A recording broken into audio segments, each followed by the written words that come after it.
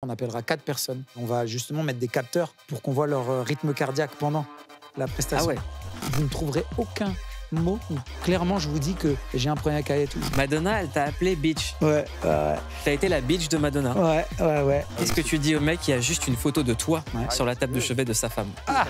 Non, mais il y en a un qui a fait sa demande en mariage à un de mes concerts. Il a dit, j'ai su que je pouvais la demander en mariage le jour où elle a remplacé son fond d'écran, qui était ta photo, par la mienne. Ouais, ça c'est de l'entrée, tu vois. Voilà, ça a bossé. C'est-à-dire, il y a de la choré, il y a de la technique, il y a de la pratique. J'essaie un peu. Merci d'être avec nous, Matt. C'est ton grand retour. Plus de 20 ans de carrière. Ça ne nous rajeunit pas tout ça. Ouais. 5 millions d'albums vendus. Et je tiens à le dire, avant le streaming et pendant le streaming. 10 albums, en 10e. Le record de Energy Music Award avec 16 prix et des nombreux tubes, dont ça.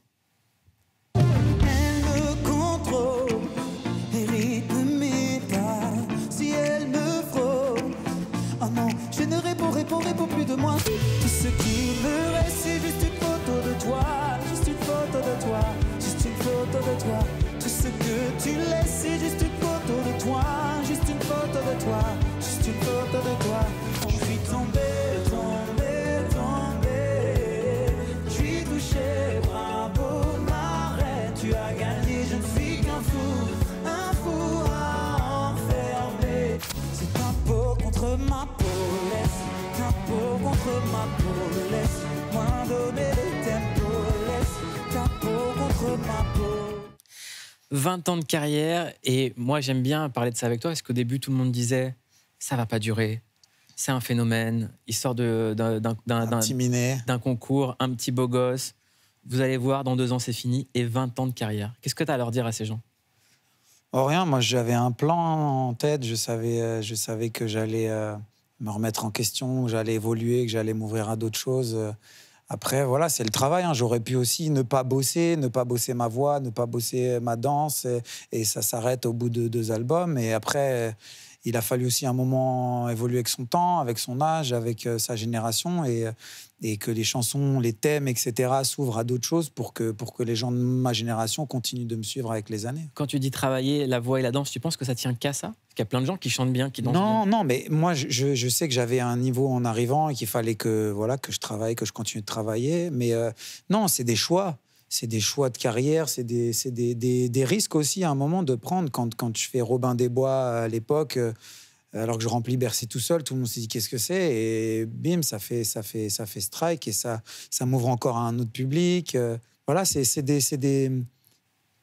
toujours ce truc de surprendre, d'aller là où on nous attend pas forcément. Est-ce qu'aujourd'hui une sortie pour un concert de M. Pokora, c'est une sortie familiale?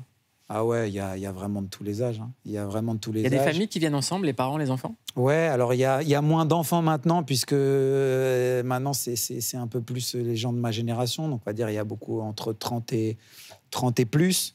Mais ce qui est mignon aussi, c'est que maintenant il y a aussi les fans de la première heure qui viennent avec leurs enfants en bas âge. Qui ont 6-7 ans et qui ont été un peu nourris à Matt Pokora et qui connaissent les paroles de Juste une photo de toi, elle me contrôle, etc. Donc ça, c'est assez... Alors, on va prendre l'exemple de la fan qui venait te voir quand elle avait 16 ans, qui criait quand elle te voyait. Donc après, elle s'est mariée, elle a fait un enfant. Et elle est encore là. Et elle est encore là. Qu'est-ce qu'elle dit à son mari? Ah, son mari. Ah, la question inattendue. Je pense qu'il a plutôt intérêt à être OK avec le fait de devoir écouter du Matt Pokora, de venir à mes concerts. Mais justement, c'est aussi des mecs de ma génération, donc qui ont forcément écouté Elle me contrôle ou Photo de toi. Qu'est-ce que tu dis au mec qui a juste une photo de toi sur la table de chevet de sa femme? J'y suis pour rien, mon pote. Non, mais la vérité, c'est ça. Il y a déjà des filles qui t'ont dit je suis marié avec Gilbert, mais je pense à toi, Matt. Non, il y en a un qui a fait sa demande en mariage à un de mes concerts. Et il a dit, j'ai su que je pouvais la demander en mariage le jour où elle a remplacé son fond d'écran, qui était ta photo, par la mienne, donc par la sienne.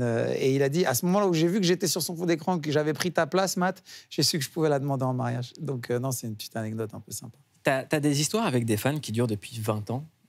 Ah oui, il y a des fans, enfin je les connais chaque fois qu'ils viennent à un concert ou à la sortie d'une émission de télé, etc. Qui, par exemple, et on a un échange où des fois je rentre d'un voyage en tournée, j'arrive à la gare, ils savent à peu près toujours vers quelle heure on arrive. Et on échange, on parle 5-10 minutes avant que je prenne mon taxi et voilà. Il y a des parcours de vie qui t'ont ému à travers les histoires de tes fans? Bah, il y a des parcours, oui, parce qu'il y en a, la musique et le fait de suivre un artiste, ça les sort de leur quotidien. Ça peut être des gens qui peuvent vivre des violences à la maison ou dans leur couple, en tant que jeune femme, etc. Et c'est vrai que j'ai des témoignages, moi, qui me bouleversent. Enfin, l'une des premières lettres que j'ai reçues quand j'étais dans Popstar, donc vraiment le tout début de ma carrière, j'avais à peine 18 ans, et je lis une lettre d'une fille qui était à l'hôpital parce qu'elle avait tenté de mettre fin à ses jours, et qui m'écrit, donc c'était une ado à l'époque, hein, et qui me dit, depuis que je te suis à la télé, tous les jours j'ai quelque chose qui me motive, c'est je veux trouver les articles sur toi, je veux aller écouter ta musique, je veux regarder les émissions où tu passes, etc. Et en fait ça me fait du bien, et il y a des messages dans les chansons que tu donnes qui me font du bien. Et donc quand j'ai eu ça dès mes débuts, j'ai compris qu'en fait ça allait au-delà d'une trend et d'avoir le tube du moment. Il y a vraiment des gens pour qui les mots qu'on marque qu'on met dans nos chansons, qu'on interprète, résonnent vraiment très fort. Est-ce que ça t'est déjà arrivé de refuser une photo à un fan ou une fan? Je pense pas, la vérité. À moins qu'il y ait 500 personnes et qu'à un moment, je peux pas faire les 500 avant de rentrer dans un hôtel, etc. Mais quelqu'un qui vient m'aborder, j'ai pas le souvenir, en tout cas, de regarder quelqu'un dans les yeux et de dire non, je fais pas de photos. Les seules fois où j'ai pu dire non, mais tout en ayant une discussion avec la personne, c'est-à-dire devant mes enfants, j'évite de leur montrer ce truc de papa, il prend tout le temps des photos. Mais je parle avec eux, je dis juste je veux pas qu'ils aient le symbole de tout le temps on sort et papa il fait des photos avec les gens. C'est juste ça, mais franchement ils comprennent, les gens. Comment tu leur expliques ton métier? Leur métier, Papa, il va s'entraîner à danser, il revient. Ouais, non, papa, il fait des spectacles. Papa, il fait des spectacles. C'est ça que je dis. En fait, ils ont la première fois où ils sont venus, c'était pas une émission de télé, etc. C'était un de mes concerts. Et après, ils m'ont vu à la télé et ils ont compris que c'était mon métier de faire de la musique, que j'étais chanteur. Et j'essaie de pas trop en faire des caisses. J'essaie de les amener, mais pas trop non plus. Parce que vu qu'ils viennent pas sur scène avec moi, j'ai pas envie non plus de créer cette frustration de la scène. On n'est pas les bienvenus sur scène, tu vois. Mais j'essaie de les intégrer du mieux possible et sans faire tout un cinéma. En fait, j'essaie de rester le plus simple possible. Tu partages ta vie avec une autre artiste extrêmement connue, Christina Milian. Elle est venue sur ce plateau parler de votre vie de famille. Ouais. Dans notre maison, papa, c'est la grande célébrité.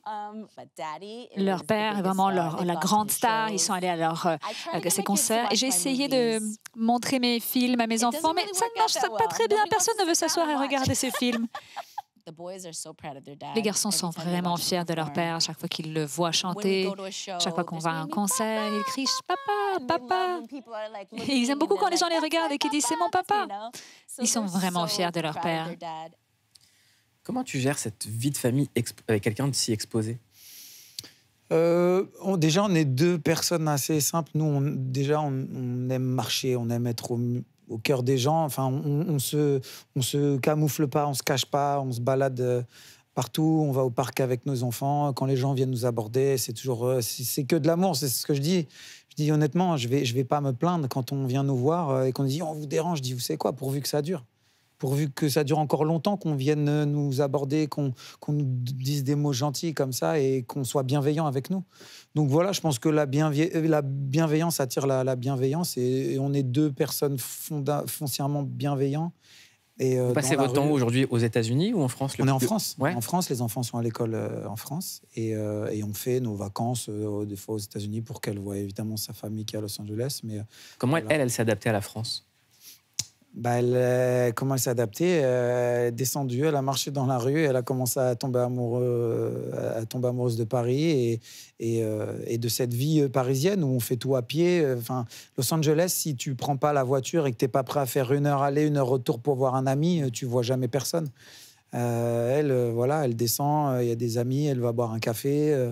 Ils vont faire du sport. Enfin, elle peut faire ses rendez-vous. Enfin, et pour toi, c'est important que les enfants aient une éducation dans des écoles françaises? Ouais, pour moi, j'aime la manière dont on enseigne en France, en tout cas dans les premières années. Il y a un truc un peu moins assisté qu'aux États-Unis, où les États-Unis, c'est des QCM, hein, les interrogations, en fait. Il y a une question, il y a 4, c'est choix multiples. La bonne réponse, elle est dans les 4. Donc, on a une chance sur 4 de trouver la bonne. En France, si on pose la question que tu ne sais pas, tu ne sauras pas. Il n'y a aucune chance que tu puisses attraper un point en entourant au hasard. Et puis, il y a ce côté aussi histoire en France. On sait ce qui se passe en dehors de notre pays. C'est vrai qu'aux États-Unis, c'est très centré sur l'histoire des États-Unis, qui est en plus assez récente. Et donc, moi, je préfère, sur les premières années, je préfère vraiment l'école française pour mes enfants. Et après, s'ils aiment un sport ou la musique ou un art, etc., évidemment, les États-Unis permettent un peu plus de se développer dans son art, dans sa passion. Et le fait de ne pas forcer... Ce que j'aime, c'est ces journées qui ne sont pas à rallonge pour moi. D'aller à l'école de 8h à 17h, c'est pas possible. On ne peut pas être efficace en restant 8 heures sur une chaise quand on a 13, 14, 15 ans. Et ce qui est bien aux États-Unis, c'est d'arrêter, je trouve, l'école à 13h30, 14h. Ça fait que les gamins, le matin, ils y vont, ils sont beaucoup plus détendus en sachant qu'ils ressortent déjà dans 4 heures. Et l'après-midi, ils peuvent au moins s'exprimer, faire un art, un sport. Et le soir, ils arrivent, ils ne sont pas à la maison, ils n'ont pas envie de tout casser parce qu'ils ont pu profiter aussi de leur journée. Eclipse, nouveau single du prochain album. On regarde. Je passerai pas la nuit sans toi. Elle attire dans le mille. Elle vise mon cœur, bouge comme un chapeau. Elle retient mes assassines.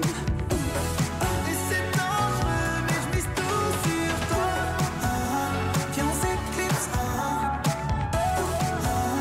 Puis on s'éclipse. 3 références qu'on va décrypter ensemble. La première, elle est musicale.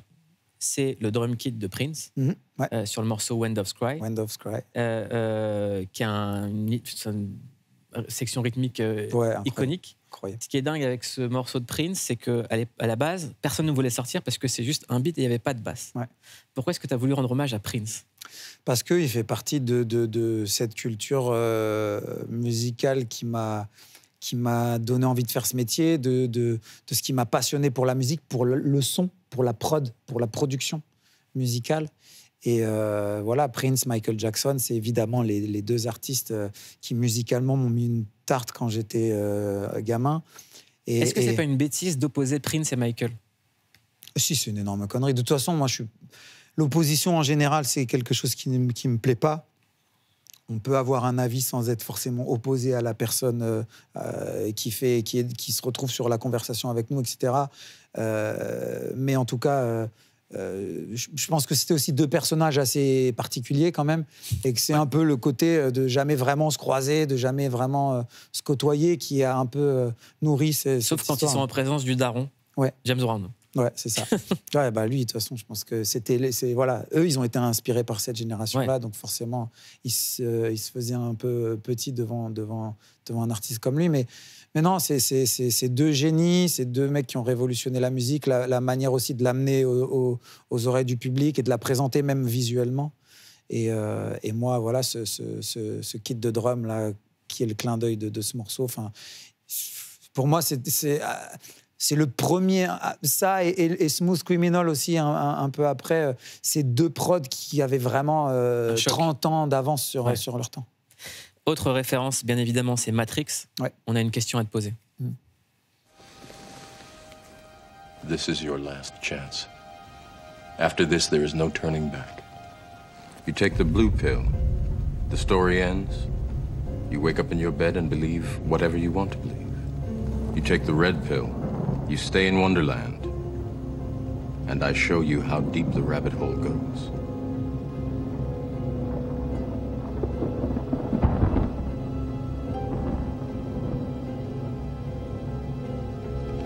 Remember, all I'm offering is the truth, nothing more. Est-ce que tu as pris la pilule rouge ou la pilule bleue ? Franchement, je peux prendre les 2. Autant je peux me réveiller, être dans ma vie normale, je suis très bien avec ça. Autant je suis tellement passionné par mon métier et cette adrénaline justement qui a véhiculé cette création d'album que je peux aller encore plus loin et la chercher. Franchement, je suis à l'aise avec les 2. Je pense que c'est peut-être ce détachement finalement qui fait que j'arrive à très bien vivre ma vie. C'est aussi le fait d'entreprendre. Parce que si tu avais pris le destin qu'on t'avait façonné, tu serais peut-être plus là. Non. Il y a un moment où tu as entrepris, tu as fait des choix. Oui, il faut faire des choix, il faut prendre des risques aussi. C'est vrai qu'une carrière, c'est surtout comment moi je visualise une carrière. Je suis pas de base, je suis pas un auteur-compositeur. Donc, j'ai pas un univers ultra défini. Évidemment, j'ai écrit juste une photo de toi, composé et tout. Mais à chaque fois, j'ai écrit et composé dans des moments de ma vie avec des influences qui pouvaient être complètement différentes de mon premier album. Et autant je peux te faire vraiment une chanson pop, guitare acoustique, mais je pouvais te faire un truc R&B très produit, etc. Et en fait, moi, j'ai pas cet ADN vraiment d'auteur-compositeur qui fait tout soi-même. Donc, j'ai pas un univers prédéfini. Et ce qui fait que j'ai aimé justement me balader sur différents registres tout au long de ma carrière. Et c'est aussi pour ça que je suis encore là 22 ans après, c'est que j'ai su un peu aller sur des terrains différents, surprendre les gens, surprendre le public et aller toucher un autre public avec tel ou tel album. Et au final, ouais, je suis plus un interprète qu'un auteur-compositeur et je suis comme un acteur. Je peux jouer je peux jouer plusieurs rôles en fait. Qu'est-ce que t'ont appris ces 20 années passées dans l'industrie de la musique? Ces 20 ans. Ouais, faut avoir beaucoup de recul sur soi-même, sur ce qu'on vit, de détachement. Aujourd'hui, le monde a changé avec les réseaux sociaux. C'est plus le même métier. Hein. C'est plus le même métier. On donne de l'importance à des gens dont ce n'est pas la spécialité de parler de musique ou de je ne sais quoi. Et ça devient un peu le bar du coin. Et on donne justement je vois des titres d'articles qui sont faits par des journaux qui étaient censés avoir un spécialiste de musique, mais qui dit Twitter a dit que. Et donc tout ça a changé la donne. Donc il faut avoir du recul, il faut avoir conscience de l'époque dans laquelle on vit, du moment dans lequel on vit, et en fait d'être connecté, moi, de passer ma vie à me balader, à être au cœur des gens, de la vraie vie. Je me rends compte que la vie que tu peux lire sur un truc ou le machin le lendemain, c'est 1% de la population. Et donc, il faut avoir du recul sur ça. Et puis voilà, moi, à partir du moment où je descends de scène, je suis Mathieu, quoi. Je ne suis pas Matt Pokora. C'est intéressant ce que tu dis sur les réseaux, sur le fait que maintenant, on fait des articles avec des paroles de Twittos. À un moment, tout le monde a voulu t'opposer à Aya Nakamura. Il y a une embrouille avec Aya Nakamura? Jamais. En fait, à aucun moment, je n'ai évoqué Aya dans les moments où on a voulu m'opposer à elle. C'est-à-dire que la seule fois où j'ai répondu, c'était par rapport aux MTV Awards à l'époque, où je pense que tout le monde a vu et j'ai complètement... Qu'est-ce qui s'est passé? Non, où elle disait pour quel son il a gagné. Enfin, je venais de sortir Les Planètes, 10 de diamant, Tomber, 10 de diamant. Mon album Pyramide est le plus vendu de ma carrière. Et parce que tu as une partie du public, parce qu'il y a aussi ça, c'est qu'aujourd'hui, la musique fait que ça a créé des couloirs entre les styles et les genres. Donc, si tu n'écoutes pas de la pop variété, tu ne sais pas ce que Matt Pokora fait, où il en est dans sa carrière, ou quel tube il a sorti. Et donc, c'est ce qui s'est passé à ce moment-là, c'est que tu as un public de sa génération et qui la suivent, qui ont dit, mais ouais, c'est vrai, mais non, les gars, j'ai Les Planètes, 10 de diamant, Tombé 10 de diamant, la tournée remplie, c'est l'album le plus vendu de ma carrière, et ils vont te dire, mais on l'a pas entendu depuis Photo de toi. Mais non, les gars, depuis Photo de toi, j'ai justement fait mes plus gros tubes. Alors pourquoi on veut créer cette embrouille entre Aya et toi? Je sais pas, parce que justement les gens aiment ça aussi. Ils aiment avoir un truc sur lequel ils peuvent débattre, où ça peut être un peu tendu sur les réseaux. Mais encore une fois, la dernière fois, c'est quand on me pose une question, tu aurais aimé participer au JO? Évidemment que j'aurais aimé, en tant que performeur et de mec qui adore la scène. Et tout de suite, on fait nos visions à Aya, comme s'il y avait que Aya qui avait chanté à cette soirée-là, en fait. Alors que t'as pas dit, je suis dégoûté que ça soit Aya et pas moi. Mais la première chose que je dis, c'est elle est légitime, elle mérite sa place. C'est la première chose que je dis dans l'interview. Mais vu que les gens, ils vont prendre que ce qui les intéresse pour aller monter toute une sauce, la première chose, je dis, elle est légitime, elle mérite sa place au JO.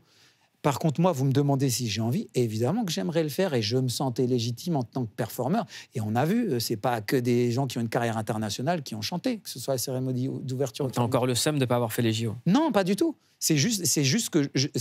Le temps me donne encore raison, c'est que ça n'a rien à voir avec Aya. Et Aya, elle a très bien fait son truc, et tout le monde était ravi, elle a surpris tout le monde, et bravo. Et en fait, je ne sais pas pourquoi les gens font constamment cette opposition. Si je parle de la nouvelle génération ou comment dirais-je, de comment la musique a évolué, on va penser que on va essayer de me mettre... Non, Aya, à chaque fois qu'on m'a posé une question, vous ne trouverez aucun mot où clairement je vous dis que j'ai un problème avec Aya et tout. Je dis toujours, je reconnais son succès, on l'écoute à la maison. Je le dis même j'ai dû même, après sur les JO, j'ai dit, on l'écoute à la maison. Aya, on n'a aucun problème, et je n'ai aucun problème avec Aya. La seule fois où je lui ai répondu directement, c'est sur le truc des MTV Awards. Les JO, rien à voir avec Aya. Je ne parlais pas d'elle. T'as jamais clashé personne, toi. Mais je ne clash pas. Je ne clash pas. Mais je ne vais pas clasher quelqu'un que j'écoute. Et la première fois de ma vie où je l'ai croisé, c'est une anecdote que je n'ai jamais racontée. Je l'ai croisé à l'époque sur une finale de The Voice, où on était tous les deux invités. Je suis allé la voir en lui disant « Bravo, j'adore ce que tu fais ». Donc, je pense qu'aujourd'hui, ça y est, on a clos le débat, il faut passer à autre chose. On passe à autre chose. Autre inspiration, cette scène légendaire dans Ocean 12. Yes.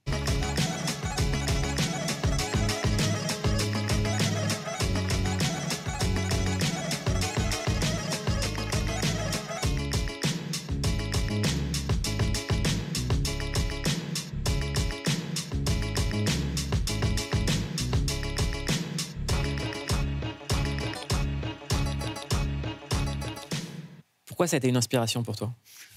Parce qu'avec Guillaume Doubé, qui est le réalisateur de mon clip, on est de cette génération qui aime les visuels, qui aime les clips, qui font un peu ciné, que tu as envie de regarder du début à la fin, où il y a une histoire, où il y a une trame, et pas juste un truc esthétique. Et c'est vrai que quand il m'a proposé ce challenge, je trouvais ça vraiment très cool, parce que c'est pas facile à monter, de répéter des steps alors que tu n'as pas de laser dans une salle de danse, puis après de devoir mettre en place sur le tournage chaque laser pour pouvoir faire le mouvement sur la musique. Voilà, c'était un vrai et est-ce que c'est pas ça, une carrière finalement, comme Vincent Cassel qui slalome entre les lasers? Non, mais c'est ça, une carrière de toute façon. Il faut toujours se dire que il y aura toujours un pic à un moment. Ton pic, il peut être passé, mais ça ne veut pas dire que ta carrière est terminée. Il y a des moments où tu es plus inspiré que d'autres, et il faut accepter ça, mais l'important, c'est de se remettre en question à chaque fois. Et je trouve qu'il y a aussi quelque chose qu'on n'a pas assez mis dans la tête des artistes hip-hop, R&B ou même pop de ta génération, c'est que votre catalogue, c'est un patrimoine immatériel. Aujourd'hui, si demain le 113 se reforme sur scène, ils peuvent faire les plus grandes salles. Bien sûr. Toi, demain, si tu dis je fais mes plus gros tubes, tu fais les plus grandes salles. Ben, on l'a vu sur ma tournée des 20 ans qui s'est achevée il y a 6-7 mois. Sur mon album Épicentre, le dernier album, j'ai pas un tube du calibre de ce que j'ai sorti sur les albums d'avant. Et ça a été la tournée la plus remplie de ma carrière. Et au final, en fait, le but d'un artiste, c'est quoi? C'est de se créer un répertoire et d'évoluer avec. Toi, tu viens d'un milieu plutôt modeste. Comment est-ce que tu as fait pour gérer ces 20 ans? Pour ne pas avoir un train de vie dément, pour vivre sous un toit qui t'appartient? Le pragmatisme, on est en France, il y a tant qui rentre, faut mettre déjà, on met la moitié de côté, comme ça on n'est pas surpris par les impôts. Si on voit parce que c'est ça les artistes aussi, quand tu commences et que t'as pas encore gagné beaucoup d'argent, ben tu te dis ok, cet album il marche, mais si le prochain il marche pas et qu'après c'est fini, ça va vite disparaître tout ça. Donc c'est essayer tout de suite de faire des choses sûres, d'investir dans de la pierre et après de vivre à ton niveau, en fait, d'être conscient de ce que tu peux te permettre, pas te permettre. Est-ce que tu as envie aussi de t'anticiper, de laisser quelque chose à tes enfants? C'est toutes ces choses-là. Moi, après, j'ai toujours été pragmatique. Ça rentre, il y a déjà la moitié qui part de côté pour nos impôts, etc. Et, t'as déjà eu la tentation de dépenser des sommes folles pour des trucs fous? Non, franchement, que ce soit en voiture et tout, j'ai jamais été un fou furieux. Franchement... parce que justement, peut-être, ouais, j'ai encore cette notion-là. Alors oui, toi, tu dépenses en salle de sport. En salle de sport, ouais. non, mais évidemment, je me suis fait quelques plaisirs dans ma vie, mais il faut profiter. Enfin, mais c'est toujours assez raisonnable, franchement, en ce qui me concerne. Non, moi, mon kiff, c'était les vêtements, quoi. C'était des vêtements de grande marque, de trucs comme ça. Mais franchement, j'ai l'impression que même ça t'est passé. Ouais, franchement. J'ai bientôt 40 ans, j'ai des enfants, etc. Enfin, mon kiff, il est plus maintenant ce que je leur laisse à eux, ou ce que je peux leur offrir comme moment, je sais pas moi, parc d'attractions, vacances, la mer. C'est ça qui me fait plaisir. Pas la veste que je vais ramener, que je vais mettre 2 fois. Non, c'est pas ça. Tu regrettes ces moments-là de dire mais... Non, je regrette pas. Je regrette pas. J'ai vécu, j'ai profité de tout ce dont j'avais à profiter. Et voilà, j'ai vécu des expériences, etc.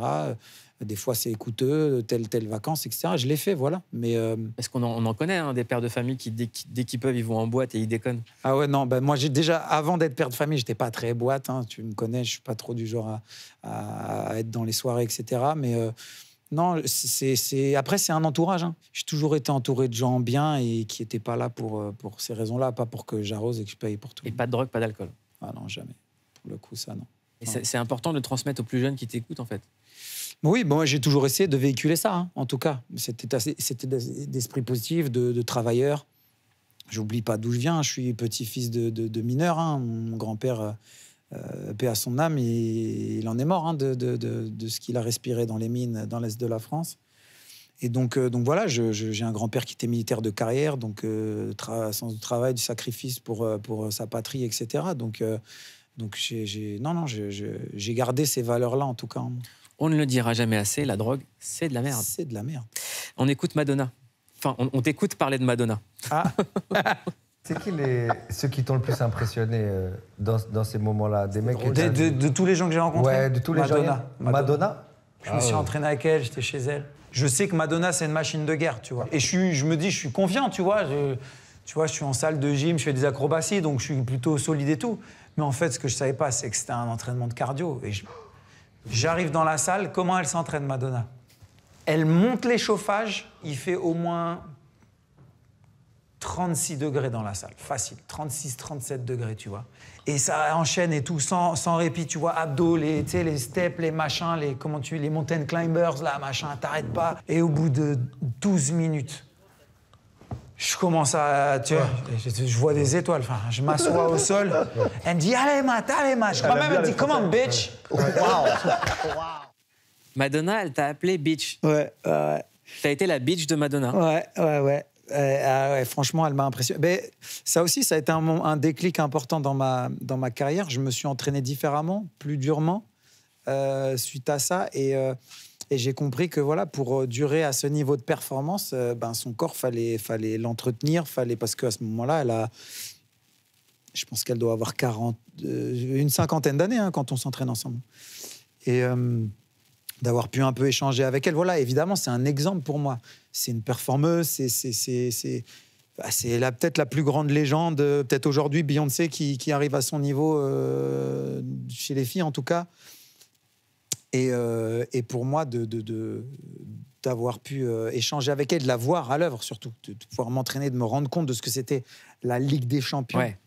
Je me suis dit, OK, j'ai encore 2-3 steps à passer pour être à ce niveau-là, physiquement, sur scène. Et ce que j'ai fait suite à ça, et voilà, j'ai appris, clairement, j'ai appris. Un nouvel album qui s'appelle Adrénaline, qui sera disponible le 21 mars, et une tournée dans toute la France, et le 25 novembre 2025 à l'Accor Arena.